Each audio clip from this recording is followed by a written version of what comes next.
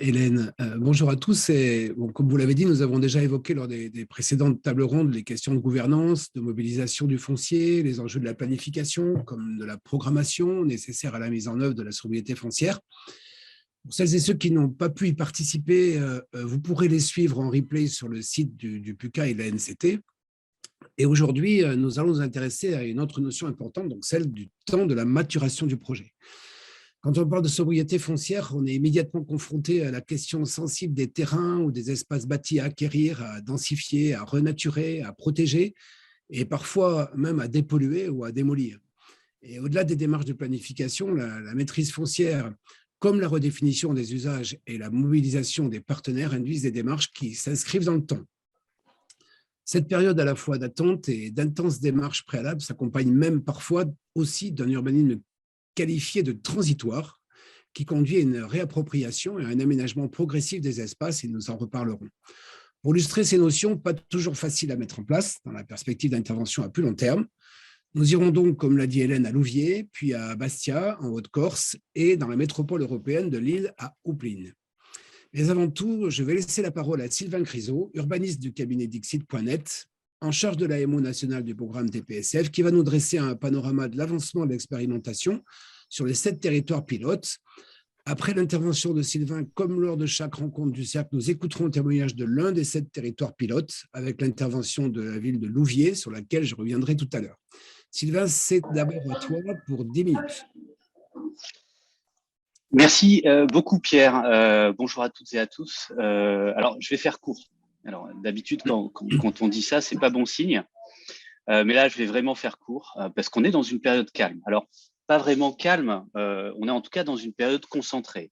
La dernière fois, j'ai pu raconter à chacun comment chacun avait trouvé une AMO qui était adaptée à ses enjeux propres, à son organisation, à l'organisation de son territoire. Et déjà, on pouvait tirer un certain nombre d'apprentissages, pas nécessairement des leçons, mais en tout cas, tirer un certain nombre d'apprentissages collectifs de cette expérience. En ce moment, les 7 sont au travail, chacun à sa façon, chacun dans son territoire, chacun avec son organisation propre, avec son AMO et avec ses enjeux. Les premières phases sont en cours, elles sont parfois même bien avancées.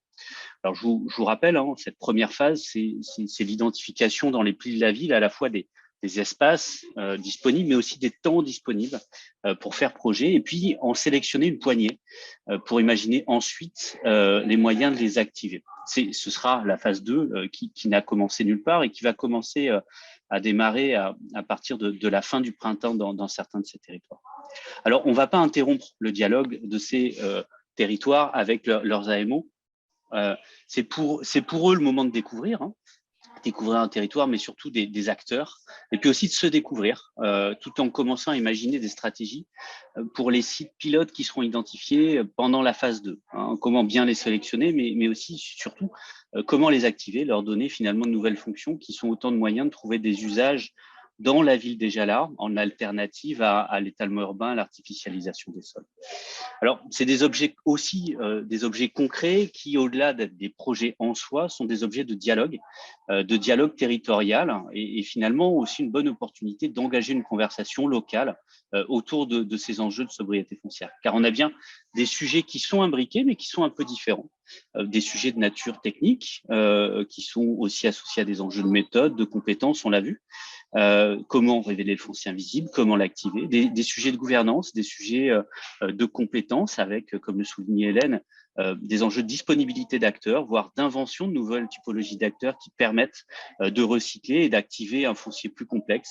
Mais aussi, on a des enjeux, on a des questions fondamentales qui sont autour de ce débat, de cette mise en débat locale autour de la sobriété foncière. Comment parler de ça ? Comment finalement, avant d'activer un sol, avant d'activer des sites, activer le débat, activer la discussion. Alors, je ne vais donc pas vous raconter comment cette phase 1, puisqu'elle n'est pas finie, mais globalement, ça se passe bien. Ça se passe bien, mais ce n'est pas simple.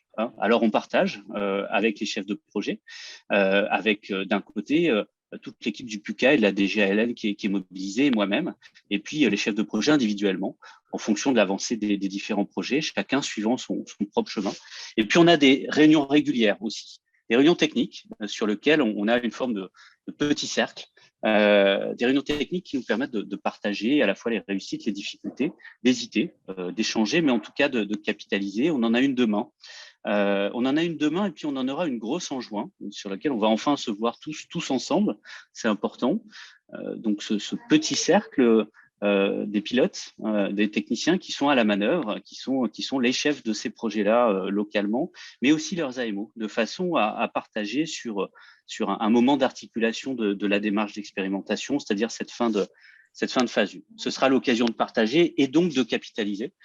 Partager, c'est ça, entre nous, mais capitaliser, c'est partager avec d'autres. Donc, voir ensemble ce qu'il faut retenir pour demain dans ces territoires, mais aussi dans les vôtres ou dans d'autres. On est déjà avec une matière qui est très riche et c'est mon rôle de le collecter, d'essayer de transformer ça finalement ensuite à donner. Alors, vous savez, hein, le chemin n'est pas tracé. C'est ça, expérimenter, c'est tenter des choses, prendre des risques, on le dit souvent, mais c'est aussi et surtout partager, et pas partager que ses réussites, mais aussi partager ses erreurs. Alors, on n'a pas d'erreurs massives à partager jusqu'à présent, mais il y aura des impasses, il y aura des erreurs, il y aura des difficultés. Ce sera aussi important qu'on puisse avoir ce cercle de confiance comme aujourd'hui, permettant de partager tout ça. Donc, la prochaine fois, on pourra commencer à tirer les enseignements de cette première phase qui doit nous permettre de révéler ces fameux fonciers invisibles, mais qui est encore en cours. Merci à vous. Merci Sylvain pour ces informations qui permettent à chaque territoire de bien situer l'état d'avancement de leur démarche. Et nous allons maintenant mettre un coup de projecteur sur Louviers, une commune de 19 000 habitants située dans l'agglomération de Seine-Eure qui compte 60 communes pour 105 000 habitants. Située à une centaine de kilomètres de Paris, ce territoire est à la fois rural et industriel, avec une forte pression démographique. La commune de Louviers est marquée par une forte vacance de logements au centre-ville, plusieurs friches industrielles, et un étalement urbain qui est important. Dans le prolongement d'un PLUiH, les élus se sont engagés depuis plusieurs années dans une politique de réappropriation du centre-ville par les habitants, d'optimisation des espaces bâtis et non bâtis pour intensifier les usages ou renaturer d'autres espaces. Après l'identification de sites potentiels, la commune entre maintenant dans une phase opérationnelle avec la réhabilitation d'une ancienne gendarmerie, propriété du département, en lien avec l'urbanisme de la ville et plusieurs opérateurs potentiels, dont un bailleur social. Alors, pour nous en parler, nous accueillons François-Xavier Priot, maire de Louviers, que je salue, qui va intervenir aux côtés de Morgane Ferrand de l'agence d'urbanisme de Rouen et des Bouches de Seine et Eure, puis France Poulain, architecte des bâtiments de France, avec laquelle, et c'est intéressant, une collaboration s'est mise en place tout à fait en amont du projet. Vous avez la parole tous les trois pour 15 minutes en tout, avant un temps d'échange. Et pour cela, surtout, n'hésitez pas à poser vos questions dans le chat ou demander la parole, bien entendu. Monsieur le maire, c'est à vous. Bien, bonjour à tous, très heureux de participer à ce cercle. En effet, nous allons faire une présentation à trois voix avec Morgane Ferrand et France Poulain. Moi, quelques mots d'introduction générale. En effet, vous l'avez dit, Pierre Jarlier, Louviers, c'est situé sur l'axe Seine. C'est la ville-centre d'une agglomération de 105 000 habitants, 60 communes. Et TPSF, c'est pour nous une stratégie importante qui participe et qui s'inscrit dans le cadre de la transformation de la ville de Louviers, opérée depuis maintenant 8 ans, et qui s'intègre aussi totalement dans l'évolution d'un territoire plus large, qui est celui de l'agglomération Seine-Eure, où à la fois on a fait un travail normatif avec l'élaboration d'un PLUiH, et où on a aussi une politique publique en matière d'habitat, en matière de développement économique, avec aussi à la fois l'existence sur l'agglomération plus que sur Louviers de beaucoup de zones de terrain à bâtir pour du développement économique, et puis sur la ville de Louviers, pas mal de friches sur lesquelles eh bien, on retravaille en effet pour refaire la ville sur la ville, mais aussi en effet développer ce sentiment d'appropriation de la ville par ses habitants, par les différents acteurs. Pour nous, TPSF, ça a trois enjeux, trois volets. Articuler vraiment la ville et mettre de la cohérence, densifier et renaturer. Articuler, et France Poulain en sait quelque chose, c'est l'idée de pouvoir réfléchir à un urbanisme global à l'échelle de la ville avec des territoires au sein de la ville qui ont des particularités, des spécificités très différentes, avec à la fois des quartiers politiques de la ville, de l'ANRU, mais aussi un cœur de ville qui est un cœur de ville marqué par l'architecture de la reconstruction, et puis des faubourgs avec une architecture beaucoup plus ancienne, quelques rues qui n'avaient pas été détruites de l'architecture normande classique. Et l'objectif, à un moment, c'est de comprendre qu'on est dans une seule et même ville et de mettre du liant, de la cohérence, que les quartiers se répondent les uns et les autres. Et TPSF nous aide aussi à penser cette stratégie en réfléchissant à la ville de demain, aux usages de demain, et à prendre des décisions aujourd'hui qui soient pérennes et qui ne soient pas des one-shots les uns à côté des autres.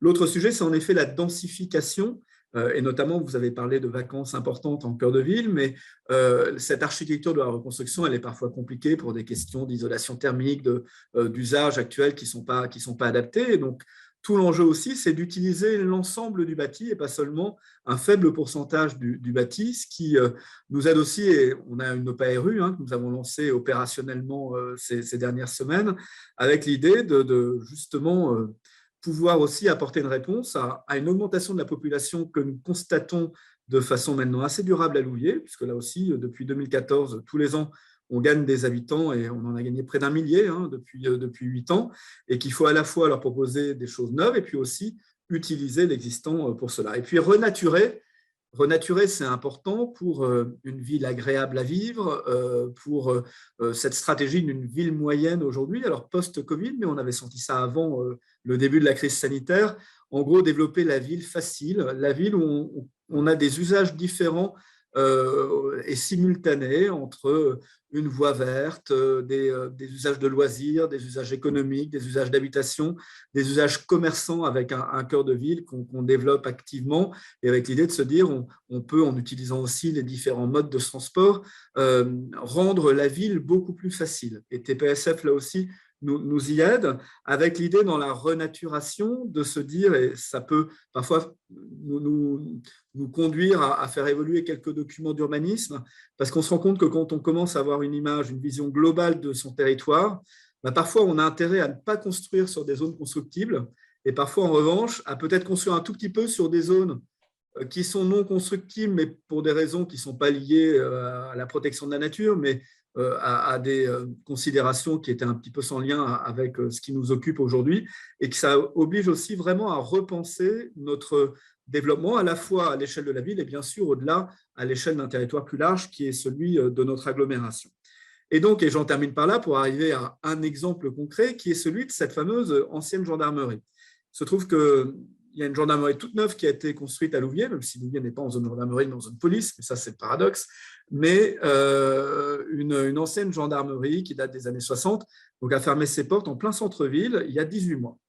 C'est une propriété, le bâtiment du département de l'Eure, et nous sommes en front sur une place qui s'appelle la place de la République, et on a plusieurs places à Louviers qui, jusqu'à présent, servent surtout de parking extérieur, ce qui n'est quand même pas très, très qualitatif. Et le centre-ville de Louviers est ceinturé par des boulevards qui sont aujourd'hui pas forcément non plus très qualitatifs. Et en fait, à travers ce bâti des années 60, on se dit qu'il y a un projet expérimental à mener, d'abord pour diversifier les usages, c'est-à-dire qu'on a en effet un bailleur social qui est intéressé non pas pour faire du logement social, mais pour y mettre les bureaux de son activité, avec une soixantaine de salariés qui pourraient travailler ici, donc créer du tertiaire là où il n'y en avait pas forcément.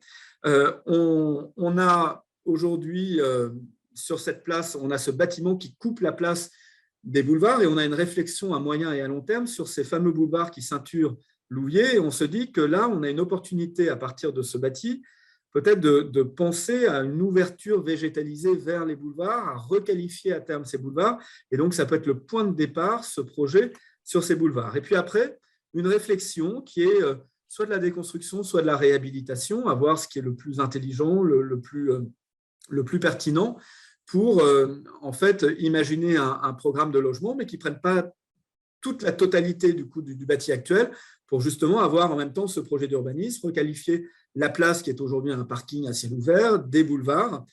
Et ce qui est important en termes de propriété foncière, et c'est là que c'est intéressant au titre de TPSF, c'est de faire converger un certain nombre d'acteurs autour du même objectif, c'est-à-dire une ville, une interco, un département, un bailleur social, le cas échéant, l'établissement public foncier de Normandie, avec une vraie concertation en amont. C'est-à-dire qu'on s'est mis autour de la table avec le président du département et les services du département qui est propriétaire, et on a dit, voilà, qu'est-ce qu'on veut faire ensemble?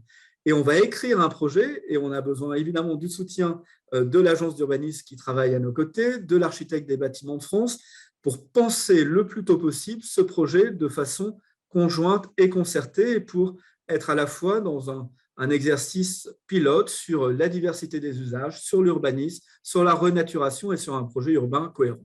Voilà les éléments d'introduction que je voulais faire. Et maintenant, pour entrer dans le détail de ce projet, eh bien, laissez la parole à Morgane Ferrand puis à France Poulain pour vous en donner les détails.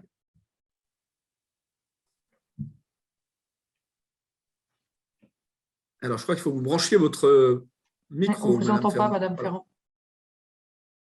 En tout cas, bravo et merci, Monsieur le maire, pour cette présentation déjà extrêmement précise et intéressante. Et on voit très bien sur l'image à l'écran comme il y a des, que vous m'entendez? Des éléments de verrou. Oui. Oui, ok. Donc, bonjour à tous. Morgane Ferrand, agence d'urbanisme de Rouen et des boucles de Seine-et-Eure. Nous assurons le rôle d'AMO auprès de la ville de Louviers et de l'agglo Seine-et-Eure sur ce dossier. Comme l'a explicité Monsieur le maire, les éléments de cadrage qui vous ont été présentés, au final, ce site est apparu comme stratégique aussi parce qu'il est à la jonction d'une réflexion élargie qui est menée dans le cadre d'une politique de requalification à la fois des axes structurants sur la ville de Louviers, mais également des places, des espaces publics qui sont présents aux abords de ce secteur. Et du coup, ça sous-tend aussi au final une certaine complexité dans l'approche de ce site qui assure à la fois en gros un rôle de fluidité avec le boulevard qui permet de venir desservir ce secteur et qui reprend l'ancien tracé des remparts de la ville, et puis également un rôle de captation, puisqu'on est sur un secteur d'hypercentre avec une fonction résidentielle marquée, mais également une fonction tertiaire qui est présente, du fait notamment d'une politique de renouvellement urbain qui est déjà engagée dans ce quartier depuis un moment, qui accueille des fonctions à la fois locales et très fonctionnelles en termes d'emploi, mais également à plus fort rayonnement, avec notamment le siège de l'agglomération Seine-et-Eure qui est présent juste à côté. Donc, ce que vous pouvez apercevoir à l'écran, en fait, c'est une carte de synthèse qui reprend les principaux enjeux qu'on a commencé à esquisser et qui gravitent sur ce site démonstrateur, mais également dans son environnement immédiat, parce que là, ce qu'on a décidé de développer avec la ville de Louviers, c'est une approche un petit peu à plus large échelle pour venir travailler la couture en fait, de ce site avec l'existant et notamment les projets en cours de réflexion aux abords. Donc, globalement, on a deux types d'enjeux qui se dégagent sur le secteur. D'abord, des enjeux dits de recomposition à l'échelle de l'îlot pour permettre son réinvestissement. Donc, à ce stade, comme l'a évoqué M. Priolo, on est sur des scénarios à l'étude avec notamment une remobilisation partielle du bâti existant et une diversification sur site des fonctions. Et des enjeux d'articulation également de ce site vis-à-vis notamment des lignes de force du secteur qui accompagnent cette requalification. Je pense notamment au pôle de BHNS en fait, qui va voir l'émergence à proximité immédiate et qui va redonner une nouvelle résonance aussi à ce foncier qui va être situé à moins de 500 mètres de ce pôle de BHNS. Voilà, donc au-delà de la convergence des parties prenantes qui ont permis cette genèse de projet, on a également différentes choses qui ont joué dans le choix de ce site stratégique parce qu'il nous permet, en fait, dans les lignes directrices en fait, de recomposition de ce projet, de questionner l'ensemble des champs de TPSF. Donc, le sujet de l'intensification avec la question des usages des espaces publics et des espaces ouverts. Donc, ces espaces, ils sont à la fois hors périmètre de site, donc c'est la question de la place de la République et la question du boulevard qui va être apaisée, mais également sur site, puisqu'il y a, comme l'a évoqué Monsieur le maire, la question d'une ouverture pour articuler justement ces deux espaces stratégiques qui vont avoir une nouvelle visibilité demain. La question de la transformation également, avec l'adaptation d'un bâtiment existant pour permettre son évolution en bureau pour accueillir les salariés de Mon Logement 27, qui est le bailleur social du département, mais également la question de l'adaptation d'une vitrine, puisque ces bureaux vont également servir à l'accueil du public. La question de la densification, avec en tout cas dans un des scénarios sur lesquels nous sommes en train de travailler, une démolition partielle des bâtiments qui sont présents sur site, avec des questions qu'on peut aussi derrière se poser, et ça, on va le voir avec Madame Poulain, l'architecte des bâtiments de France, tout à l'heure. Et puis, la question de la renaturation, avec sa volonté d'étirer la trame végétale en cœur d'îlot, via une ouverture qui assurera le lien entre le boulevard et la place. Donc, c'est donc un site qui présente de nombreux enjeux urbains, mais qui a aussi des aspects historiques et patrimoniaux importants. Et là, je vais laisser la place à Madame Poulain, architecte en chef des Bâtiments de France, traiter de ces questions. Merci. Merci. Donc, effectivement, bonjour à tous. Alors, ça a été dit en introduction que c'est un projet au long cours, puisqu'effectivement, François-Xavier Priolo et moi-même et les services, on avait fait déjà une tournée dans sa commune. Je pense maintenant que ça datait d'avant l'an Covid, donc ça remonte quand même à quelques temps. Ça montre que la démarche d'urbanisme, elle est ancienne. Pour préparer aujourd'hui la présentation, c'est vrai que je suis remontée très très loin, donc je suis remontée en 1730 pour appréhender ce site-là, qui était effectivement un site d'un ancien couvent. Et donc, on a bien au nord, en fait, la partie rempart puis fossé. Très rapidement, on s'aperçoit que le couvent, en fait, a dû vendre après la Révolution ses propriétés. Donc, on a un espace vert qui s'est créé avec une sorte de boulevard planté, un mail planté côté boulevard et puis une grande place. Sur le cadastre napoléonien, on voit que tous ces espaces-là ne sont pas bâtis, et c'est vrai que ça change progressivement au cours du XXe siècle, puisque le mail planté, en fait, va connaître une première phase de construction. Donc, la photo en noir et blanc, c'est après la Deuxième Guerre mondiale. Et on a un espace entre la place Torel et la gendarmerie qui va être occupé progressivement par les locaux de l'agglomération Seineur, donc qui va prendre une position assez importante sur la place. Mais derrière, c'est vrai que cet espace de gendarmerie, du coup, est un peu oublié. C'est effectivement un site fermé, puisque les personnes, à moins d'y être invitées, n'ont pas vocation à rentrer dans ce genre d'îlot. Et puis, au sud, on a une forme de grignotage très progressif, mais qui est néanmoins très permanent, de la voiture sur la place, qui aujourd'hui, effectivement, n'est pas forcément un espace très agréable, en tout cas, qui a perdu cette vocation de poumon vert. Donc, la discussion qu'on avait déjà commencé à avoir il y a plus de 2 ans et demi ou 3 ans maintenant, c'était la question de la perméabilité de l'îlot de la gendarmerie, sur lequel on a effectivement une adhésion, et puis sur la question de la transformation et de la réutilisation de ces bâtiments-là. Donc voilà, moi je mets en choix de cette première diapo la question de la reconstitution de l'espace libre, qui serait une vision très très patrimoniale. Du coup, je vais l'écarter assez rapidement. Mais ensuite, il y a la question du bâti actuel, de la forme urbaine en fait, qui existe en ce 21e siècle, et donc de voir comment est-ce qu'on peut le gérer. Alors, diapo suivante. Là, c'est un rapide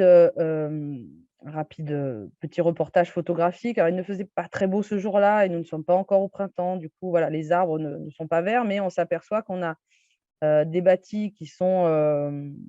un bâti qui a une qualité structurelle parce qu'il existe, parce que c'est des bâtiments de la reconstruction, plutôt la deuxième phase, des grands plateaux, des espaces de fenêtres qui sont quand même assez considérables.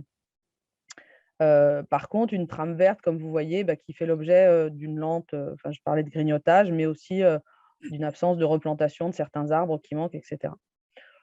La question aujourd'hui, moi, qui m'intéressait de mettre sur la table par rapport au débat et puis au rôle, alors le terme de pionnier m'interpellait forcément, mais cette question d'innovation urbaine, c'est crise de l'énergie, crise des matériaux qu'on connaît tous à l'heure actuelle quand on fait du chantier. On a des bâtiments qui existent, qui ne sont pas fonctionnels, ou en tout cas qui ont besoin d'être réadaptés, d'être réimaginés dans leurs usages et dans leur rapport à la ville, mais c'est effectivement toutes ces questions de est-ce que je démolis directement les bâtiments pour refaire quelque chose, ou est-ce que je me dis qu'ils ont quand même une qualité, puisqu'ils existent, ils ont été construits, et à partir de ce moment-là, je les réinvestis potentiellement en cassant des morceaux, mais en reconstruisant les bouts qui nous manquent ou les usages qui nous manquent, et puis en leur redonnant une qualité urbaine, parce que c'est vrai qu'il y a un travail qui est très important en termes de qualité au sein de la ville. ça c'est pas moi, voilà, de Ah bon, qualité au merci. sein de la ville, et je pense de travail sur les façades, voilà, qui peut être intéressant. Donc, pour moi, c'est un site qui est très intéressant à étudier parce que justement, il rentre vraiment dans la problématique actuelle, qui est est-ce que je suis obligée de vraiment tout démolir pour refaire la ville de demain? Et je pense qu'il y a il y a quelques grands architectes qui dernièrement ont pris des positions en expliquant que voilà, il faut quand même refaire les bilans financiers et c'est pas complètement absurde à l'heure actuelle de se poser ces questions. Voilà. Est-ce que je peux ajouter un élément juste Oui, oui. pour vous dire que, parce que c'est un élément vraiment d'actualité, de façon immédiate, nous allons réutiliser la gendarmerie à partir des tout prochains jours, puisque nous accueillons des familles ukrainiennes dans les logements de la gendarmerie. Voilà. Et donc, c'était aussi une façon de montrer que ce bâtiment, même non utilisé, finalement, va servir pour répondre à l'urgence. Et on a une quinzaine de logements aujourd'hui. Donc, nous remettons les compteurs d'électricité et d'eau en fonction, et au moins, il y a une vraie utilité immédiate que je voulais porter à votre connaissance. Ben voilà un bel exemple d'urbanisme transitoire au service de la solidarité. Et ça, c'est vraiment bien. Écoutez, merci en tout cas à tous les trois pour cette présentation qui démontre encore une fois l'aspect partenarial des politiques de sobriété foncière, notamment avec l'architecte des bâtiments de France, on va peut-être y revenir, et qui s'intègre dans une politique beaucoup plus large de reconquête de centre-ville, et tant sur le plan de l'aménagement, mais aussi sur le plan de l'urbanisme. Alors, on peut prendre maintenant quelques minutes pour des questions. Avant de poursuivre, je n'en vois pas dans le chat. Est-ce qu'il y a des demandes de parole? Sinon, moi, j'aurais éventuellement deux questions à l'attention de Monsieur le maire ou bien sûr des personnes qui sont intervenues. La première, c'est comment s'organise votre démarche, par exemple, dans le cadre du PLUIH? Comment se fait le lien? Est-ce que vous avez des OAP? Comment ça fonctionne? Et la seconde, parce que je trouve vraiment très intéressant cette collaboration avec l'ABF en amont, comment s'organise concrètement sur le terrain votre collaboration avec les porteurs de projets, avec les aménageurs? Voilà, comment l'architecte des bâtiments de France rentre dans un cadre partenarial sur ces opérations? C'est un sujet évidemment extrêmement important. Peut-être, mais je laisserai aussi France Poulain répondre à la façon en attendant dont que les questions arrivent. Voilà. Alors déjà sur notre PLUIH et sur les OAP, donc on a en effet un certain nombre d'OAP au PLUIH. Nous, notre PLUIH est entré en vigueur il y a 2 ans maintenant, 2 ans et demi.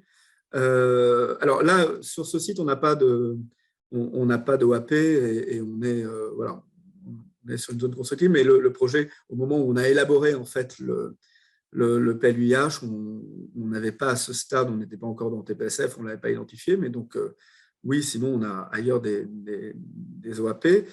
Comment ça se passe très concrètement? Nous, il se trouve qu'on a mis en place un groupe foncier au sein de l'agglomération pour justement analyser tous les sujets et tous les projets en fait, de logement, d'urbanisme, dans le cadre de ce groupe foncier qui réunit des élus et des techniciens de l'agglomération Seine-Nord, et on rencontre des porteurs de projets très en amont. C'est vraiment une instance de réflexion, d'orientation et d'arbitrage politique. Et après, nous avons des relations quotidiennes avec France Poulain, puisque d'abord, nous avons une très très belle église monument historique, et donc nous sommes aussi en zone monument historique. Et l'idée, en effet, parce que je ne vais pas parler de beaucoup d'autres projets, mais on a répondu à l'AMI Réinventons nos cœurs de ville sur le manoir de Bigard, qui est un vieux manoir où on veut le restaurer, etc. Et donc, l'idée, c'est de pouvoir, en effet, travailler le plus en amont possible avec l'architecte des bâtiments de France. Et puis, il y a parfois des vraies discussions. On peut ne pas être d'accord, on s'échange. Voilà. Mais je pense qu'on est d'accord structurellement. Après, ça peut être dans le quotidien où on a des espaces de discussion tout à fait naturels. Oui, oui, en complément, et pour répondre aussi à la question, c'est qu'en fait, François-Xavier Priolo et moi-même, en fait, on a nos numéros de portable, donc on échange, on peut s'envoyer des SMS. Je me souviens de moments où il m'envoie des vitrines en me disant voilà, qu'est-ce que vous en pensez? Est-ce que ça vous va? Parce que lui-même, il est avec les pétitionnaires. Voilà. Donc, c'est très important d'avoir ce type, je pense, de discussion qui forme qui forment un lien en fait en permanence. C'est-à-dire qu'on est sur une discussion qui dure depuis déjà quelques années. S'il y a des soucis d'un côté ou de l'autre, on va échanger. Et vous voyez, par exemple, effectivement, l'espace de la gendarmerie, je vous disais, on en a parlé la première fois, je pense qu'il y a 3 ans.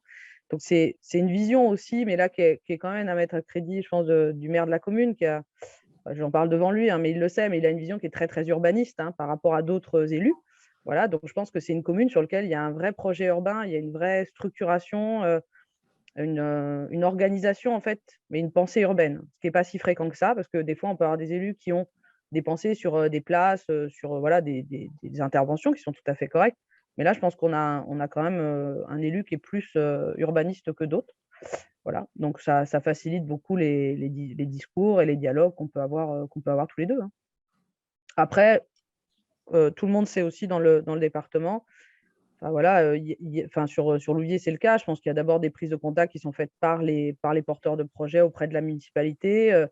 Si on est aux abords, effectivement, il y a un relais qui va se faire. On va faire des réunions, soit à 2, soit à 3. Il y a des échanges de mails. Moi, je sais que ça m'est arrivé de répondre. Dernièrement, on a choisi Voilà, j'étais sur un chantier, on choisissait des couleurs. Ça concerne très concrètement le maire, parce que moi, je considère qu'on est dans sa commune aussi. Bah, on envoie des petits SMS, on envoie des machins pour dire, bah, voilà ce qu'on vient de choisir. Voilà. Et ça, je pense que c'est vraiment le travail. Moi, en tout cas, je le partage nationalement, en tout cas, parce que j'interviens dans la formation des sortants architectes des bâtiments de France. Et c'est vraiment la manière de travailler qui est, pour moi, je pense, la bonne pour un architecte des bâtiments de France aujourd'hui. C'est de ne pas être en chambre, c'est d'aller sur le terrain auprès des élus, de comprendre leur politique urbaine. Parce que l'ABF, il peut avoir des pensées patrimoniales, mais en fait, il rentre dans un projet de ville qui est porté par un élu. Voilà. Donc moi, ça, j'aime bien comprendre le projet urbain, qu'on ait effectivement ce débat. Et puis derrière, on est là pour accompagner aussi. Hein. Nous, on freine pas les aménagements. En fait, on est là pour participer aux évolutions de la ville. Voilà les mots importants, être sur le terrain, participer au projet de ville, collaborer avec le maître d'ouvrage bien en amont. Et c'est sans doute de nature à faciliter les choix difficiles pour les élus entre la reconstruction, quelquefois, ou la réhabilitation. Et ces choix, lorsqu'ils se font bien en amont avec l'ABF, on a toutes les chances d'avoir un projet de meilleure qualité, bien entendu. Et puis en plus, on gagne du temps. Hein, plutôt qu'avoir un ABF qui intervient en censeur à la fin de l'opération. Donc voilà, en tout cas, un très, très bel exemple. Je ne sais pas si, Hélène, vous avez peut-être des remarques sur ces interventions, comme on a quelques minutes. Oui, surtout effectivement pour faire l'éloge de cette collaboration qui est vraiment intéressante de mettre en avant, puisqu'on a vu à quel point, je le disais, hein, sur l'ensemble des territoires qu'on observe dans ces stratégies de sobriété foncière, la gouvernance des projets est clé hein, pour réussir à monter les opérations. Et l'autre chose qui apparaît fortement dans votre projet, et les images l'ont bien montré, c'est la question de la dureté du foncier, en fait. Et on voit bien que c'est ce grand îlot posé tout à fait en cœur de ville, à proximité d'équipements importants. Puis je me souviens, lorsqu'on a visité le site, qu'il y a une opération de logement pour seniors de mémoire qui est juste à côté aussi sur le boulevard, enfin, un secteur qui se redéveloppe sur lui-même. C'est important d'arriver aussi à trouver une forme urbaine qui correspond mieux aux usages qu'on veut donner à la ville. Et cette grande emprise dont on voit qu'elle a quasiment presque la taille de la place, on comprend à quel point elle pose un problème finalement de fonction urbaine et d'adaptation de la ville à ces nouveaux usages. Donc, très intéressant aussi de passer la grande échelle du territoire urbain à celle de la parcelle pour montrer aussi que ce n'est pas uniquement des intentions, la ville sur la ville, c'est aussi bien souvent des négociations. Et la discussion que vous avez engagée avec le conseil départemental est particulièrement intéressante, puisqu'elle vous donne l'opportunité d'avancer ensemble vers un projet qui sera partagé. Moi, j'avais une question concernant un peu la situation des habitants. Je ne sais pas si vous en avez déjà eu l'occasion, c'est peut-être très en amont, par rapport à ce projet. Comment est-ce que, à la fois sur le volet patrimonial et puis sur le volet usage et futurs programmes, vous avez commencé à prendre ça en considération, puisque c'est aussi une manière de rassurer, pas seulement les habitants, mais peut-être aussi les autres élus de l'agglomération sur le fait que ce projet est porteur de centralité pour tous, et pas seulement pour la ville-centre ou pour un quartier en particulier.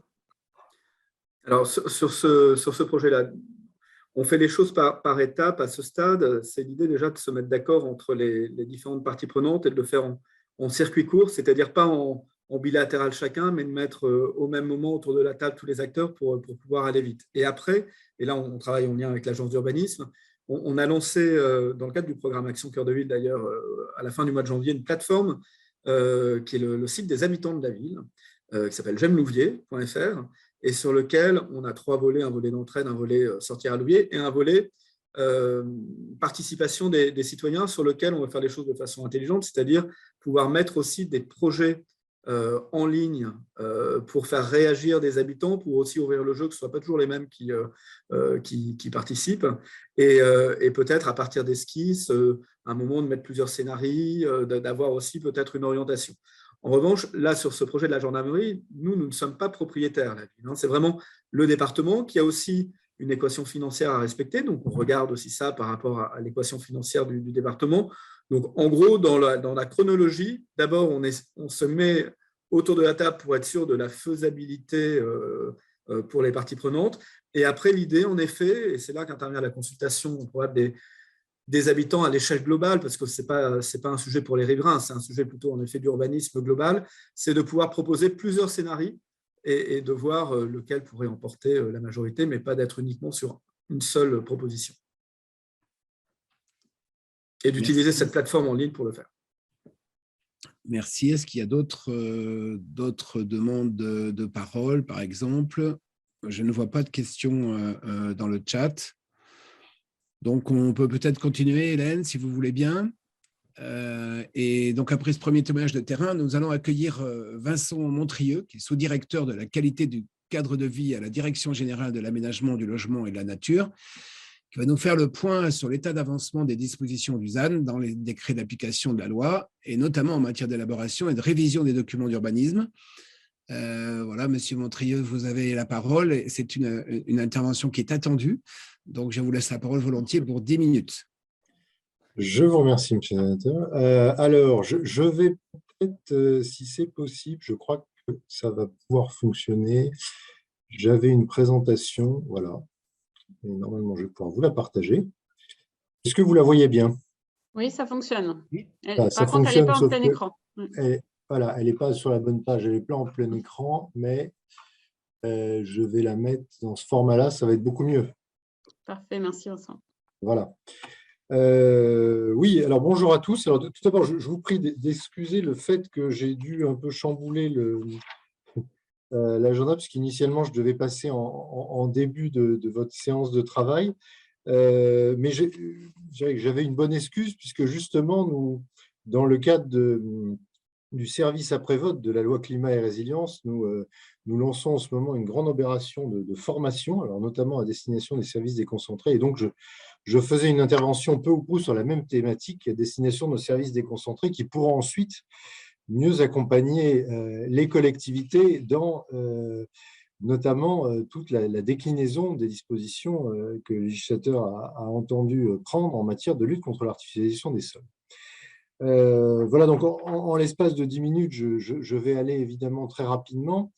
Simplement peut-être pour vous rappeler en quelques mots, d'une part, la logique qui a présidé à cette réforme, et puis ensuite vous donner peut-être des points d'actualité. Alors d'une part sur certains décrets d'application qui sont plus particulièrement attendus, et d'autre part, peut-être vous donner plus précisément, faire un focus particulier sur les mesures dans leurs documents d'urbanisme pour faciliter effectivement cette transition vers la sobriété foncière.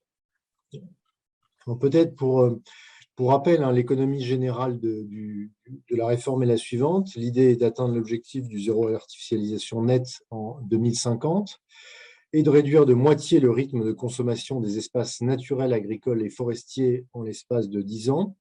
Alors pourquoi on a une notion différente? C'était justement le thème de l'autre intervention à laquelle je participais, c'est que à ce stade, l'ensemble des personnes qui concourent à l'élaboration des documents d'urbanisme utilisent plutôt la notion d'espace naturel, agricole et forestier, qui sont les notions dont on peut disposer actuellement à travers notamment les fichiers fonciers. Mais derrière, nous avons une ambition d'avoir quelque chose de plus fin, qui est effectivement la notion la mesure de l'artificialisation des sols, raison pour laquelle, effectivement, il y a cette idée englobante de lutte contre l'artificialisation des sols. Et dans un premier temps, la réduction du rythme de consommation des espaces naturels, agricoles ou forestiers, que le législateur a précisé en indiquant que c'était principalement l'idée selon laquelle on limitait en fait l'étalement urbain, c'est-à-dire l'extension des zones urbanisées. Avec effectivement donc cette distinction qu'on a essayé d'établir avec un processus d'artificialisation en fait qui est une notion qui est définie, c'est-à-dire l'atteinte durable à la fonctionnalité écologique et les potentialités agronomiques du sol. Et ensuite, la déclinaison, puisque en fait, en matière de planification, en matière d'urbanisme, on raisonne en matière de planification urbaine, où on n'est pas au niveau du projet, mais on est au niveau de la planification. Et donc, on utilise les outils de la planification pour pouvoir effectivement tendre vers cette sobriété. Alors, comment tend-on vers cette sobriété ? En utilisant les outils de l'aménagement et de la planification. Et les outils de l'aménagement et de la planification, ce sont la déclinaison de ce qu'on appelle la hiérarchie des normes, c'est-à-dire on part d'un objectif qui est fixé à destination des schémas régionaux, donc des STRADET, avec un objectif de moins 50% fixé à ces STRADET, et surtout, un point très important de la réforme, c'est l'idée que l'on va territorialiser ces efforts de réduction de l'artificialisation en fonction des besoins des territoires. Et donc ensuite, cette territorialisation va être déclinée par l'intermédiaire des SCOT, puis des PLU, des cartes communales, avec effectivement un phasage que je ne vous présente pas en détail, mais effectivement la logique est celle-là, un phasage de cette déclinaison. Alors, il est apparu, notamment à la faveur des travaux parlementaires de la dernière loi, la loi 3DS, que les délais étaient peut-être un petit peu contraints pour effectivement bien organiser ce phasage et notamment permettre un échange le plus fructueux possible entre les collectivités à leurs différents échelons, de manière effectivement à rendre effective cette territorialisation, pour laquelle le législateur de la loi climat et résilience avait prévu un outil qui vient s'ajouter en fait aux échanges habituels qu'ont les SCOT avec les SRADET, qui est celui de la conférence des SCOT. L'idée étant que l'ensemble des SCOT d'un SRADET puissent se réunir entre eux pour voir quelles pouvaient être les modalités de cette territorialisation. Donc, comme je l'indique ce tableau, je pense que ça peut vous intéresser s'agissant des collectivités. Le calendrier, comme vous pouvez le voir, a été détendu de manière effectivement à permettre que ce débat puisse être plus nourri et plus fructueux. S'agissant des textes d'application, vous voyez ici, je vous présente un petit peu notre tableau de suivi un peu des textes d'application. Vous pouvez voir notamment que les trois décrets, qui sont des décrets qui étaient assez attendus, sont en consultation publique. Je pense notamment à la notion de définition de l'artificialisation et la nomenclature des sols artificialisés, puisque même si cela ne s'appliquera que dans 10 ans, lorsqu'on élabore un SCOT, on est sur une échelle, ou un SRADET, on est sur une échelle de temps qui dépasse souvent 10 ans. On se place dans le moyen, mais également dans le long terme, et donc on peut avoir effectivement les modalités de l'application de la loi à terme. Une disposition sur un décret d'application sur le contenu des SRADET, qui détaille effectivement les dispositions spécifiques en matière d'élaboration des dispositions sur l'artificialisation des sols. Et également un troisième texte, le rapport triennal local sur l'artificialisation des sols. Effectivement, l'idée là étant de pouvoir organiser un débat au sein de la collectivité sur cette consommation d'espace à échéance régulière. Je cite également peut-être un dernier décret qui pourra peut-être intéresser certains d'entre vous, notamment peut-être dans des zones où du foncier pourrait être disponible pour le développement du photovoltaïque, dont nous avons pu constater qu'il était évidemment essentiel pour le respect de la PPE, mais également pour assurer notre autonomie énergétique, qui est effectivement une disposition d'application sur la prise en compte ou non de la consommation d'espace s'agissant du photovoltaïque.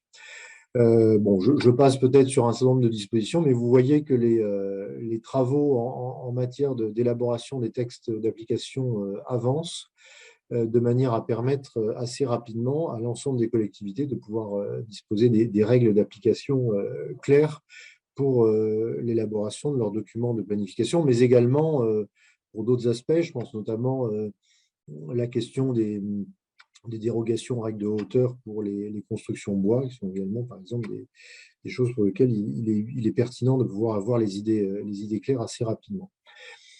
Donc là, je vous ai parlé de ces 3 décrets qui sont en consultation publique, également de celui sur la consommation d'espace. Si vous souhaitez des précisions, on pourra y revenir. Et là, maintenant, je peut-être quelques mots sur les mesures en faveur du renouvellement urbain et de la promotion de la nature en ville. Alors, pourquoi? Puisque, comme le Premier ministre a eu l'occasion de le rappeler dans une circulaire du mois de février, la sobriété foncière n'implique pas pour autant la cryogénisation des territoires et l'arrêt, effectivement, de toute construction, puisque nous avons des besoins nous avons évidemment des besoins de logement, nous avons des besoins d'activité économique, nous avons besoin de redynamiser un certain nombre de communes, toutes les actions qui peuvent être menées, je pense notamment aux actions de l'ANCT avec les différents programmes, ont justement pour objet d'atteindre cet objectif. Donc l'idée n'est pas de figer les territoires, mais bien évidemment de leur permettre de continuer à se développer. Simplement, l'idée, c'est d'essayer de se développer autrement qu'en étalement urbain, comme on le faisait jusqu'à présent. Raison pour laquelle, effectivement, ont été prévues un certain nombre de mesures qui doivent inciter à peut-être avoir des villes qui soient… Alors le terme de densité est devenu un peu parfois dangereux. Je crois que c'est plutôt une meilleure utilisation de l'espace existant dans l'enveloppe urbaine, avec pour cela notamment des dispositions relatives aux conditions d'ouverture à l'urbanisation dans les PLU et les cartes communales, ce qui permet effectivement un phasage qui s'appuie sur des études de densification. Alors, de manière notamment à garantir que les collectivités puissent utiliser au mieux le foncier disponible. Également, des bonus de constructibilité par dérogation aux règles du PLU dans certains secteurs, peut-être plus spécifiquement identifiés comme permettant effectivement un développement. On pense notamment à toutes les friches, aux grandes opérations d'urbanisme et dans le cadre des opérations de revitalisation du territoire.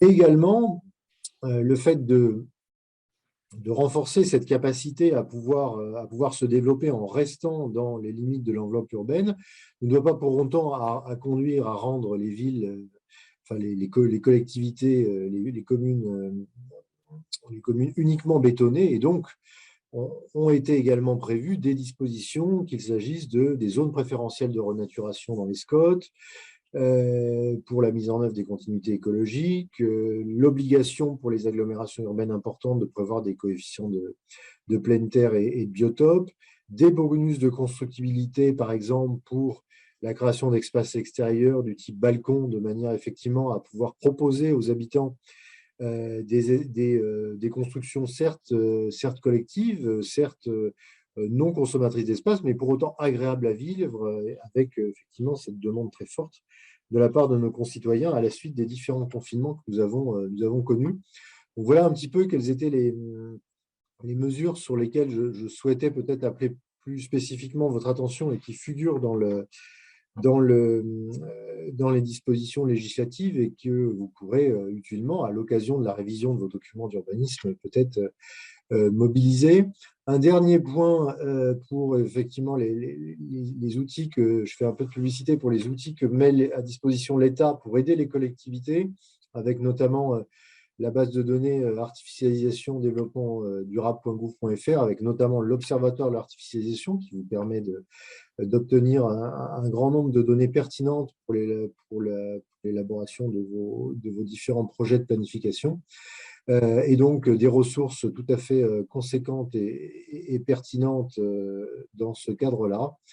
Voilà, le dernier document, c'était pour vous montrer voilà, la consommation des nappes, c'est cette maille un peu grossière, et l'artificialisation, ce sera une maille un peu plus fine. Donc l'idée, c'est de pouvoir s'améliorer dans effectivement cette prise en compte de l'artificialisation des sols. Voilà, j'ai peut-être été un peu trop long, mais je crois que vous aviez pris un peu d'avance. Donc finalement, j'avais une petite marge de manœuvre, et bien évidemment, si vous avez une ou deux questions, je suis tout à fait disposé à y répondre. C'est parfait, au contraire, on est vraiment dans les temps. Donc, merci beaucoup en tout cas pour ces informations qui seront extrêmement utiles aux acteurs de terrain. Peut-être un commentaire d'Hélène sur le lien qui existe aujourd'hui entre ces nouvelles règles et puis la démarche TPSF, Hélène? Oui, merci. D'abord, grand merci à Vincent Montrieux pour sa disponibilité et cette synthèse quand même très utile dans un débat assez passionné en ce moment sur ces questions entre le monde des territoires, on va dire, et l'administration, et puis qui manque encore aujourd'hui d'illustration. Simplement pour dire, c'était aussi un peu le propos de notre séance, notre dernière rencontre du cercle, où on avait parlé du PLU d'Avignon et de sa transposition, sa traduction dans un quartier donné. Dire que en tout cas les membres de ce groupe qu'est le cercle des pionniers de la sobriété foncière, je pense, sont plutôt des gens convaincus, qu'ils soient élus ou techniciens, de l'importance de limiter l'étalement urbain et plutôt à la recherche non seulement d'un cadre réglementaire dans lequel s'inscrire, et ça sera essentiel, mais aussi de solutions finalement, de propositions, d'alternatives. Et je trouve que c'est très important de faire un peu régulièrement ce lien entre une contrainte réglementaire qui sera instaurée au travers des documents d'urbanisme, d'abord dans les SRADET, puis dans les SCOT et les PLU, et les capacités, les alternatives finalement à ces projets d'extension urbaine qui sont celles proposées au travers de ce programme d'expérimentation. Une manière de dire qu'il n'y a rien d'insurmontable, même si évidemment les contraintes existent, financières, on l'a vu, sur la dureté du foncier, la négociation avec des tiers, etc. Et c'est un peu le sens de ces rencontres régulières, d'aller chercher un peu tous ces nœuds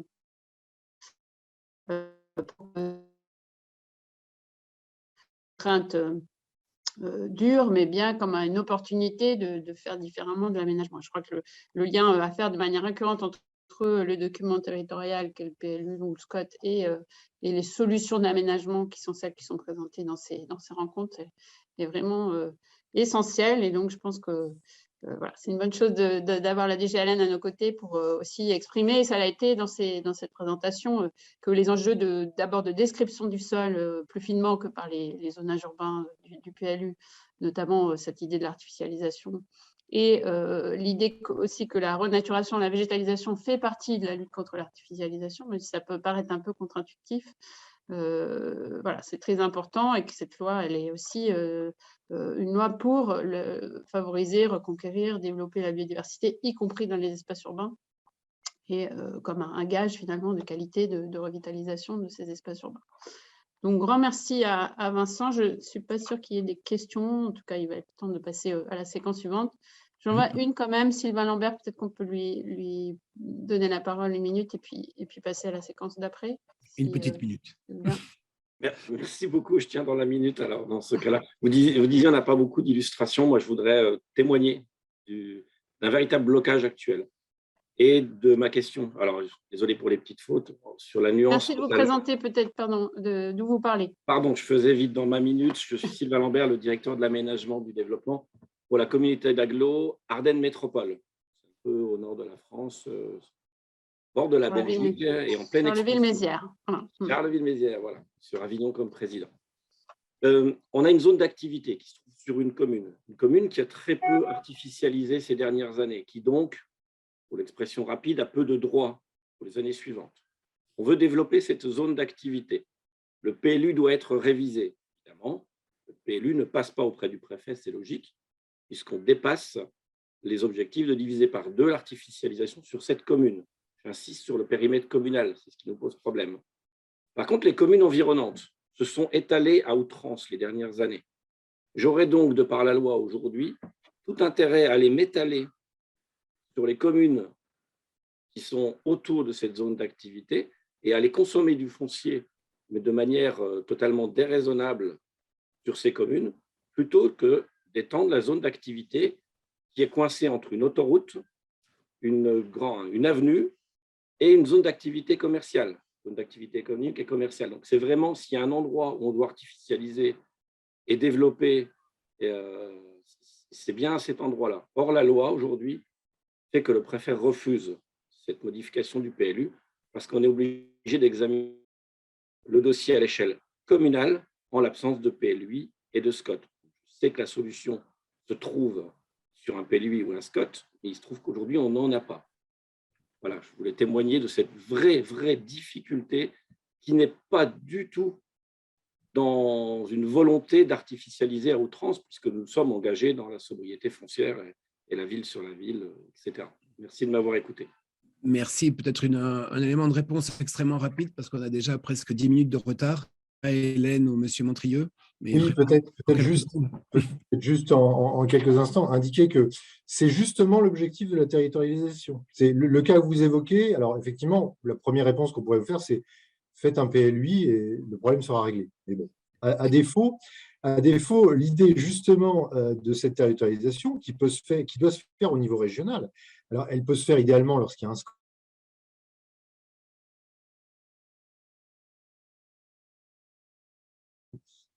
Effectivement, on puisse prendre en compte cette situation et que vous ne soyez pas bloqué par effectivement cette situation que vous décrivez, c'est-à-dire des communes qui ont beaucoup consommé avant et qui ne consommeraient pas, et la vôtre et celle que vous évoquez qui consommerait. Je crois que c'était vraiment dans cette logique-là que le législateur avait envisagé cette notion de territorialisation. Merci pour cette réponse, justement, qui montre bien que l'aspect territorialisation est absolument majeur dans cette démarche ZAN. Et nous allons partir maintenant à Bastia. Et nous allons évoquer la question du sujet de l'urbanisme transitoire, qui s'inscrit, comme nous l'avons dit, dans le temps de la maturation du projet aussi. Alors, dans cette préfecture de Haute-Corse, un important projet de redynamisation du centre-ville est en cours dans le cadre du programme Action Cœur de Ville. Et à la suite d'un AMI Réinventons nos cœurs de ville, un site expérimental a été retenu. Il s'agit du site de Bon Pasteur, un ancien ensemble conventuel du XVIIe siècle, désaffecté depuis plus de 10 ans et situé dans le centre historique. Et pour préparer de nouvelles vocations à cet îlot, constitué de plusieurs bâtiments, après un diagnostic technique et une recherche d'acteurs potentiels avec l'appui d'ateliers participatifs, un scénario d'usage provisoire a été élaboré en lien avec le service de renouvellement urbain et de la cohésion sociale de la ville et les bureaux d'études plateau urbain. L'objectif est ici de réunir les conditions d'identification d'un opérateur ensemblier qui pourrait prendre en main cet usage provisoire et orienter ensuite par là même la vocation du projet sur le long terme. Alors, pour nous présenter cette démarche innovante, nous allons entendre les témoignages de Stéphane Rieu, chef de projet Cœur de Ville à Bastia, puis de Gaël Kozik, responsable d'études du bureau d'études plateau urbain.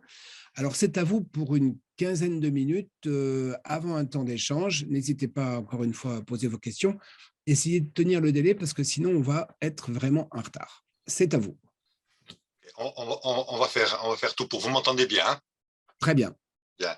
Bon, je tenais à vous remercier tout d'abord, hein, Monsieur Jarly et Madame Pesquine, pour votre invitation au cercle des pionniers de la sobriété foncière.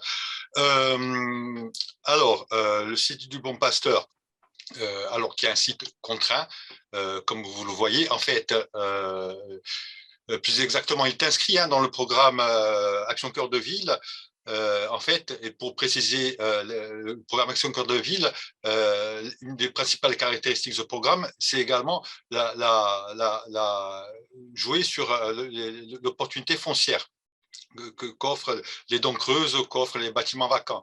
Et d'ailleurs, ce qui nous a motivés en premier lieu c'est juste pour faire un petit constat, une brève présentation, ce qui nous a motivés à nous inscrire dans ce programme, le premier élément qui nous a motivés à nous inscrire dans ce programme Action Cœur de Ville, c'était un projet de reconstruction donc, de 7 bâtiments, 71 logements, dont 33 locatifs sociaux. Et c'est à partir de ce projet qu'on avait qu'on s'inscrit dans la démarche Cœur de Ville globalement. Donc, pour le site du Bon Pasteur, pour avoir quelques données pour vous présenter quelques données contextuelles. C'est un ensemble conjonctuel, comme c'était écrit, hein, qui date du XVIIe, XVIIIe siècle, avec des bâtiments interconnectés, qui a été acquis en 2009, dans le cadre d'un programme qu'avait la ville de renouvellement urbain, avec l'ANRU, sur le centre ancien de la ville. Donc, plus exactement, en fait, le dossier a été déposé en 2007 à l'ANRU, qui nous a indiqué que ne prenait plus les centres anciens dans le PNRU à l'époque, mais qu'il fallait attendre qu'il y aurait un projet spécifique, un programme spécifique au centre ancien qui a été le PNR-CAD. Donc, nous avons acquis en 2009 ce site, mais comme sur le PNR-CAD, ce n'était pas les mêmes ambitions en volume financier que sur le PNRU, bien entendu, on a dû prioriser sur d'autres îlots dégradés du centre ancien de la ville, et donc ce site est resté en suspens, on va dire. Alors, bien entendu, on a essayé, malgré tout, même s'il n'était plus inscrit dans un programme de rénovation urbaine, de lui affecter quelques vocations. Il y a la région qui avait effectué en 2014 une étude de faisabilité pour y installer un internat du lycée maritime aquacole qui se trouve à proximité, qui est à 400 mètres, dans la citadelle de Bastia.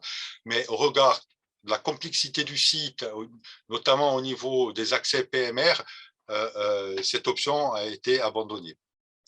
Par ailleurs, ce site étant abandonné et donc a été l'objet de multiples intrusions, de squats, et a été le facteur je dirais, de situations de tension entre les riverains, notamment au travers d'activités, je dirais, d'incivilité et d'activités délictueuses qui se sont développées sur ces abords. Donc, comme je vous indiquais, ce site a été inscrit, nous l'avons inscrit dans le programme ACV en 2018, mais sans avoir une idée précise de la vocation et de son devenir. Si on peut passer à la diapo suivante, s'il vous plaît. Alors, au regard en fait, de ces éléments de contexte, bon, on n'avait que des intentions. Ces intentions qu'on avait, c'est réinvestir le site, hein, réinvestir le site et le réanimer, c'est-à-dire développer peut-être des actions et des activités, et notamment dans un souci d'apaiser les tensions qu'il y avait avec les riverains, et notamment entre les jeunes et les riverains. Et c'est pourquoi on s'est inscrit. D'abord, on a pensé dans cette optique-là, bien entendu, c'est là que nous est venue l'idée de s'engager dans une démarche d'occupation temporaire qui visait peut-être à définir une vocation future sur le site. Et parallèlement, c'est tombé à point nommé, hein, donc c'est tombé concomitamment. Il y a eu l'AMI Réinventons le cœur de ville qui a été lancée en 2019, ce qui était une démarche pour nous qui était innovante, hein, parce qu'on sortait du paradigme maîtrise d'ouvrage, c'est-à-dire où on doit avoir un programme, définir une vocation des programmes, la vocation classique de maîtrise d'ouvrage, où là, avec cette AMI, on propose à des groupements investisseurs, promoteurs, concepteurs, on propose au site, quitte à lui citer toute ou partie du site, sur un programme des intentions qu'il nous aura transmises, sur lequel, bien entendu, sur cette AMI, où on n'avait pas donné carte blanche, nous avions fixé quelques orientations. Donc, on s'est appuyé sur ces deux démarches, donc dès 2019, pour réinvestir ce site. Alors, c'est un site, bon, comme on le voit la photo précédente, qui, en fait, bon, c'est pas une photo, c'est un site qui a fort potentiel, mais comme indiqué dans les données contextuelles précédentes, qui a une complexité urbaine importante, ne serait-ce que pour l'accès. L'accès, je dirais, ne serait-ce que véhicule, on va dire, hein, pour parler que de véhicules, se fait le long d'une rue à sens unique de 500 mètres de long, où il y a un goulet d'étranglement de 2,10 m. Donc, c'est un site assez complexe. Et en plus, vous l'avez vu, au niveau topographique, ça rajoute de la difficulté. On peut passer, s'il vous plaît. Alors, malheureusement, cette démarche Réinventons a été non concluante. Même si on a eu beaucoup de visites, on a une seule candidature qu'on a retenue, hein, faute, on va dire, faute de mieux. Mais l'offre remise à cette candidature n'était pas acceptable et on a dû la rejeter. Il y avait notamment, on n'attendait pas une programmation logement spécifique. Enfin, le logement, il pouvait y avoir du logement, mais si c'était lié à des activités qui se déroulaient sur le site, des activités économiques ou culturelles ou autres. Mais là, c'était un programme proposé qui était quasi exclusivement que du logement. Et en plus, le bilan présenté par le groupement était incohérent, assez incohérent.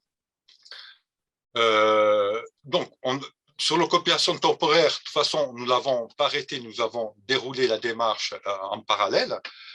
Et à la suite je dirais, de cet échec, hein, de cette démarche Réinventons le cœur de ville, nous avons décidé de basculer en mode maîtrise d'ouvrage. Vu que malgré tout, on a eu, par ce process-là, on n'a eu qu'une seule candidature, on s'est rendu compte qu'on avait besoin d'intervenir en tant que maître d'ouvrage pour y faire les premiers aménagements, les premiers travaux, avant peut-être de reproposer le site dans le futur. Donc, on a inscrit une partie du site, pas l'entièreté, parce que bien entendu, il est assez vaste, il y a 2700 mètres carrés en surface parcellaire, 2500 en surface de plancher.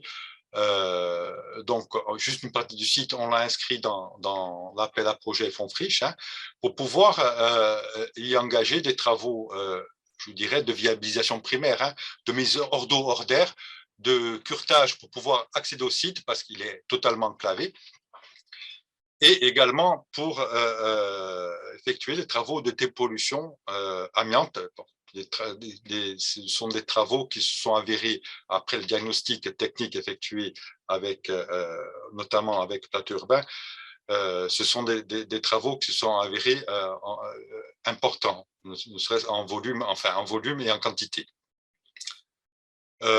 Donc, sur la démarche d'occupation temporaire, donc je vais laisser Plateau Urbain maintenant présenter la suite. Si vous pouvez passer au slide suivant. Alors, Gaëlle. Merci Stéphane.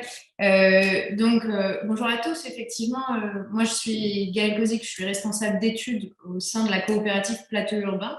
On est une coopérative d'immobilier solidaire et d'urbanisme transitoire. Peut-être que certains d'entre vous nous connaissent déjà. En deux mots, on a une activité de gestion de sites temporaires ou transitoires.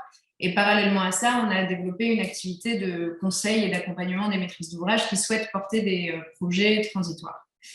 La ville de Bastia nous a sollicité en fin 2019, tout début 2020, pour les accompagner à identifier et à définir les modalités dans lesquelles pourrait se passer une activation transitoire du couvent du Bon Pasteur à Bastia.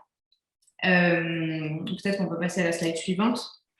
Comme l'a déjà dit Stéphane, merci. Comme l'a déjà dit Stéphane, on a commencé par opérer un petit diagnostic technique pour savoir ce qu'il était possible de faire dans les murs. Et il est vrai que le site présente une complexité importante. Il y a de l'amiante. C'est un bâtiment qui est relativement vétuste, dans lequel il y a des différences topographiques importantes et donc nécessairement un coût de travaux extrêmement important, même pour envisager une activation dans des termes qui seraient dits précaires. C'est ce qu'on a l'habitude de faire. On occupe dans les périodes intercalaires dans des contextes qui sont effectivement précaires, mais là, on était face à une situation d'inconfort qui était trop importante même pour développer une activation temporaire du site. D'où un peu le changement de perspective de la ville de Bastia à ce moment-là, qui, suite à l'AMI infructueux qui ne permet pas de désigner un aménageur pour ce site parce qu'il est trop complexe et que sans y développer un projet qui aurait des externalités économiques trop importantes au regard de la ville de Bastia qui préférerait y voir un projet à avec des ambitions sociales, solidaires et ancrées dans ce quartier. Étant donné ces deux constats, on se dit que la démarche, plutôt que d'être uniquement temporaire, serait plutôt transitoire et permettrait de préfigurer les futurs usages du site et en fait avoir des interventions sur ce complexe bâti qui soient progressives, un peu au titre de l'acupuncture, si on peut dire, dans le courant donc d'une activation transitoire qui prendrait le temps qu'il faudra pour réhabiliter le site progressivement, tester des usages in situ et éventuellement permettre de pérenniser certains de ces usages dans la transformation pérenne du site. Donc pour définir les modalités de cette occupation transitoire, on a travaillé avec un tissu d'associations et d'acteurs locaux qui avaient été identifiés par les différents services de la ville. On a bien compris, pour le dire en 2 mots, qu'il y avait beaucoup d'attentes, beaucoup d'envie sur ce site qui est en centre-ville, qui est idéal pour développer des activités, que ce soit sociales, solidaires, artistiques, culturelles, entrepreneuriales. Qu'on lui voulait une vocation intrinsèquement sociale, ça a été donc le lieu d'activité déjà très ancré dans le quartier social, et en plus il est à proximité de 2 maisons à caractère social, donc il fallait que cette programmation elle en prenne compte. Et puis on le veut mixte et ouvert aux habitants du quartier pour qu'ils puissent en fait continuer d'être définis itérativement par ces usagers au fil de cette occupation transitoire. Une des particularités, je vais dire, de cette mission, c'est qu'on a mis du temps à essayer de définir les modalités de gouvernance et de gestion de ce site. On peut passer à la slide suivante, merci. Puisqu'en réalité, il y a une réelle envie qui se manifeste des acteurs locaux, aussi de la collectivité, mais cependant, c'est difficile d'entrevoir les modalités de gestion du site, étant donné que les acteurs locaux, ils n'ont pas nécessairement les moyens, aussi bien en termes de temps et de ressources humaines, pour s'investir pleinement et être présents sur le site à 100%. Pour pouvoir accueillir les différents usagers, gérer des questions toutes bêtes, hein, les clés, tout ça. Et la ville ne veut pas non plus le faire, puisque sinon, il serait un lieu de plus qui soit estampillé collectivité, là où ce n'est pas le souhait de tout le monde. On a envie que ce site il soit pris en main par ses usagers et pas uniquement en régie ville, comme ça peut être le cas dans d'autres projets. Donc, on est en train de continuer d'étudier la forme que ça pourrait prendre avec soit un gestionnaire sur site, mais en fait, on se dit de plus en plus, et on peut voir la dernière slide pour finir vers là où on va aller, qu'il va y avoir, comme le disait Stéphane, la nécessité pour la ville de prendre en main toutes les premières interventions de travaux sur le site qu'on peut dire lourde en tant que maîtrise d'ouvrage, et que parallèlement à ça, on souhaiterait pouvoir désigner, trouver un acteur qui soit un peu multicompétence et qui puisse en fait être présent sur site, pouvoir commencer dès maintenant à l'ouvrir et à l'activer pour qu'il ne reste pas un délaissé en plein cœur de ville, mais aussi être force de proposition sur la manière dont peut se passer la réhabilitation du site, tout en travaillant avec les services du patrimoine, les ABF éventuellement, tous les services qui vont être amenés à être sollicités pour le remettre en conformité, de sécurité et tout ça. Donc, on aimerait pouvoir aller vers ce qu'on appellerait une deuxième étude de faisabilité à la suite de notre étude de faisabilité à nous, en acte, sur site, pour une réhabilitation itérative, progressive du site.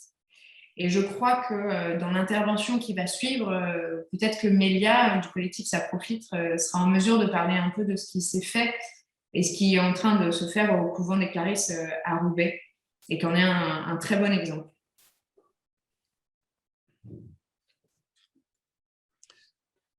Merci. Vous en avez terminé? Oui, on a fait moins de 15 minutes, c'est bon. Ah, vous avez Ça permet de parfaitement rattraper terminé. le retard. Et nous On a sommes été concis et rapide. Et nous sommes dans les temps. Alors, je présume qu'il y a des demandes d'intervention. Nous avons un petit temps d'échange possible, ou peut-être un commentaire d'Hélène dans un premier temps. Je ne vois pas de questions dans le chat. Bah oui, en tout cas, pour dire qu'on avait choisi de mettre en avant aujourd'hui cette dimension de l'urbanisme transitoire qui a déjà été un peu explorée dans les forums des solutions Action Cœur de Ville pour montrer que c'est aussi, c'est ce que disait Gaël Kozik à l'instant, une manière d'activer des sites pour leur redonner une fonction dans la ville et de donner envie de ce quartier. Et c'est aussi une manière, on l'a vu dans d'autres territoires, et notamment en ville moyenne, de donner de l'envie à des investisseurs éventuels ou à des exploitants ou à des occupants ou des usagers qui peuvent être aussi des coopératives d'habitants ou d'autres, de se réintéresser à un site qui effectivement, dont on s'est détourné pendant longtemps, soit parce qu'il était complètement fermé, comme c'est le cas apparemment ici, soit très difficile d'accès ou sur lequel on ne projetait pas, disons, d'occupation. Et on a vu, y compris dans des grandes villes comme Paris, avec le projet des grands voisins sur l'ancien hôpital Saint-Vincent-de-Paul, comme cette occupation temporaire pendant 2 ou 3 ans peut transformer complètement l'image d'un quartier. 5 ans, me dit Gaël, c'est ça, a pu aussi permettre à des riverains, mais aussi plus largement à des habitants des quartiers voisinants de se réapproprier finalement ce patrimoine commun qui est en l'occurrence du patrimoine historique, là aussi à Paris, d'un hôpital qui jusque-là était un espace fermé, réservé, fonctionnellement réservé à l'hôpital. Et donc, ce sont des solutions qui peuvent apparaître, comment dire, un peu pas définitives, voilà, un peu parfois folkloriques quand ce sont des occupations temporaires par des associations, souvent à dimension culturelle ou éducative ou sociale. Et en réalité, c'est un vrai effet, on le constate toujours, et Plateau Urbain peut en témoigner, sur le fait de réintégrer dans la ville ces espaces qui en ont été un peu exclus, parfois malgré eux, mais par les années de sous-occupation ou de fermeture.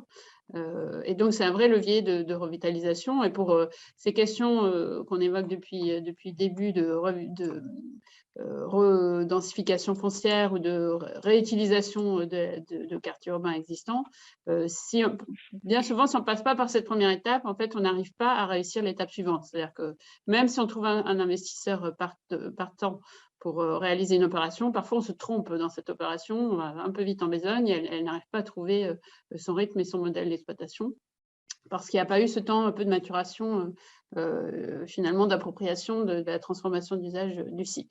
Alors, c'est vrai dans le patrimoine ancien, monument historique, souvent, parce qu'on a du mal à percevoir quels nouveaux usages pourraient s'inscrire dans ces patrimoines. C'est très vrai aussi pour le patrimoine industriel, d'anciennes friches, d'anciens morceaux d'usines, parfois les plus anciens, justement, les plus inscrits dans les centres anciens, qui ont une histoire aussi, parfois une mémoire difficile pour les familles d'ouvriers qui ont pu y travailler, et sur laquelle l'occupation temporaire est une manière de se réinventer une fonction et une place dans la ville, avec aussi un temps de maturation de la programmation possible qui peut se trouver, avec bien souvent d'ailleurs dans ces occupations temporaires, un lieu de projet. C'est une maison du projet qui est la prémisse de ce que pourrait être le site demain, et dans lesquels bien souvent aussi il y a de la participation habitante autour du devenir du site, ce qui fait à la fois un lieu de concertation et un lieu de vie urbaine le temps de cette occupation. Voilà, commentaire plutôt que question, mais en tout cas, c'est un projet qu'on tenait à vous présenter. Alors, peut-être aussi pour dire, puisque c'est le PUCA qui avait lancé la démarche Réinventons nos cœurs de ville avec le programme national Action Cœur de Ville, que les échecs des uns peuvent être les succès des autres, puisque c'est un programme Réinventons pas abouti, ça a été dit. Le groupement qui avait été sélectionné dans un premier temps n'a pas été retenu finalement par la ville, mais ça a quand même fait mûrir aussi dans la tête des élus et des équipes la possibilité de transformer ce site, et c'est une autre manière finalement d'amorcer de la revitalisation. Merci Hélène pour ces commentaires. Et en fait, on a un très très bel exemple en fait d'un urbanisme transitoire au service de la réappropriation des lieux, qui peut engendrer justement une nouvelle dynamique. Mais peut-être, Mélia Sapro, peut-être vous pourriez nous parler un petit peu en détail de ce qui se passe sur ce couvent. Mélia Delplanque. En quelques secondes. Enfin, on a 2 minutes. Je suis pénible, hein, mais je suis gardien du temple, hein, pour le temps. Je ne sais pas si vous m'entendez. Oui, très bien. Très bien. Ouais, super. Bonjour tout le monde, moi je m'appelle Mélia Delplanque et je fais partie du collectif Les Saprofites. Je suis architecte. C'est pas moi qui m'occupe du couvent des Clarisses, c'est le collectif ZERM, donc, qui est situé à Roubaix, qui travaille sur le réemploi et qui a intégré depuis 2 ans les murs d'un ancien couvent de Clarisses mis à disposition par la ville de Roubaix pour en faire un POC, Proof of Concept, dans le cadre de l'île Design Capital, et de donner à voir une réhabilitation frugale du bâtiment par son habitation au quotidien. Donc, le collectif habite les lieux. Il y a aussi une auberge de jeunesse qui a été installée là. Et il y a des événements régulièrement qui ont lieu, des ateliers qui ont lieu dans le couvent. Et ils réhabilitent donc au fur et à mesure, c'est un processus qui est très long, le couvent pour y habiter, donc en mettant au point par exemple une stratégie thermique qui est de chauffer uniquement les espaces dans lesquels ils sont, donc par exemple avec des radiants au-dessus de leurs ordinateurs quand ils travaillent. Pour le système des chambres et des appartements, c'est par exemple tout un travail sur les rideaux isolés autour des lits à baldaquin, donc c'est vraiment une approche très très très frugale de cette réhabilitation, mais qui permet de garder le patrimoine historique pratiquement intact. Et donc, pour ce faire et avoir une façon un peu agile de travailler, ils ont mis au point avec la DRAC et l'ABF locale un système d'aller-retour de fiches à remplir. Je n'ai pas plus d'explications que ça. C'est en parlant avec Simon et Romain qu'ils m'ont expliqué rapidement leurs principes. Il faudrait vraiment les contacter pour en savoir plus. Mais donc, c'est un système de fiches d'aller-retour qui leur permet de ne pas attendre 4 mois de délai à chaque fois qu'ils doivent intervenir pour changer une porte ou une fenêtre ou intervenir sur une paroi. Voilà, donc un système très agile, que ce soit thermiquement au niveau des autorisations ou bien le travail systémique avec le quartier sur la proposition d'ateliers ouverts particulièrement pour les femmes du quartier ou bien sur l'axe jardinage, un travail très très fin comme ça. Donc tout à l'heure Gaëlle parlait d'acupuncture, c'est vrai que ce qui est mené par ZERM mais avec Yes We Camp au couvent des... c'est un très beau travail d'acupuncture, très très fin. Voilà. Merci en tout cas, parce que finalement on voit qu'il y a des parallèles intéressants avec ce qui se passe à Roubaix, et en tout cas merci aux 2 intervenants de Bastia qui nous ont bien montré l'intérêt de cette démarche d'urbanisme transitoire pour cette réappropriation.